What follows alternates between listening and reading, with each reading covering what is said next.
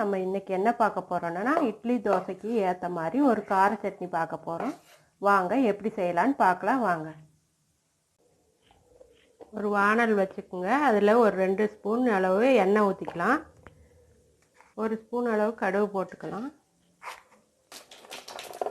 கடுகு பொரிஞ்சோடனே ஒரு 4 பூண்டு உரித்து வச்சுருக்கிறேன், அதை போட்டுக்கலாங்க.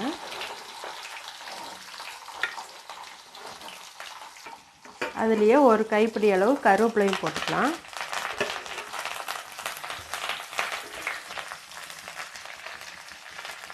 நல்லா இதை அப்படியே நல்லா வதக்கி விட்டுக்கலாம்.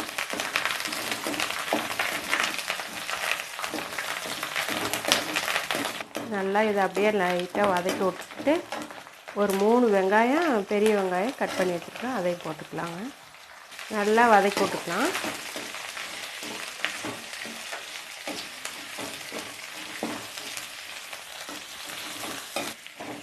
நல்லா செவக்க நல்லா வதக்கிக்கணும். இந்த சட்னி செம்ம டேஸ்ட்டாக இருக்கும், நீங்களும் செஞ்சு பாருங்கள். இந்த அளவுக்கு நல்லா வதங்கினதுக்கப்புறம் ஒரு 5 தக்காளி நல்லா பொடி பொடிசாக கட் பண்ணி வச்சுருக்கேன், அதையும் போட்டுக்கலாங்க. இதையும் நல்லா வதக்கி விட்டுக்கோங்க.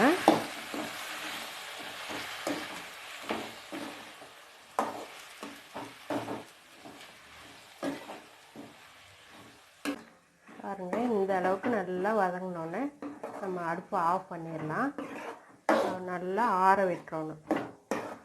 சுத்தமாக துளி கூட சூடு இருக்காமல் நல்லா ஆற விட்டுட்டு நம்ம அப்போ பார்க்கலாம். இப்போ நல்லா ஆறிடுச்சு. இப்போ நம்ம அரைச்சிக்கலாம். இப்போ ஒரு மிக்ஸி ஜார் எடுத்துக்கலாம். இதில் ஒரு 6 காஞ்ச மிளகா போட்டுக்கோங்க. உங்களுக்கு காரத்துக்கு தேவையான அளவு போட்டுக்கோங்க. வதக்கி வச்சதை போட்டுக்கலாம். தேவையான அளவு உப்பு போட்டுக்கோங்க. இதை இப்போ நம்ம நைஸாக அரைச்சிட்டு வந்துடலாம். பாருங்கள், நல்லா நைஸாக அரைச்சிருக்கு. இது இந்த அளவுக்கு அரைச்சிக்கோங்க. இப்போ வேறு பாத்திரத்துக்கு மாற்றிக்கலாம்.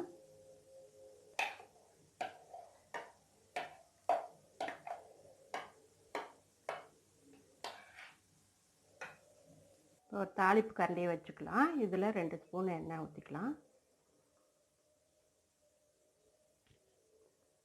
கடுகு 1 ஸ்பூன் போட்டுக்கலாம். கடுகு நல்லா வெடித்தோடனே கொஞ்சம் கருவேப்பிலை போட்டுக்கலாம். அதுலேயே கொஞ்சம் பெருங்காயத்தூளும் போட்டுக்கலாம். சட்னியில் கொட்டிக்கலாம்.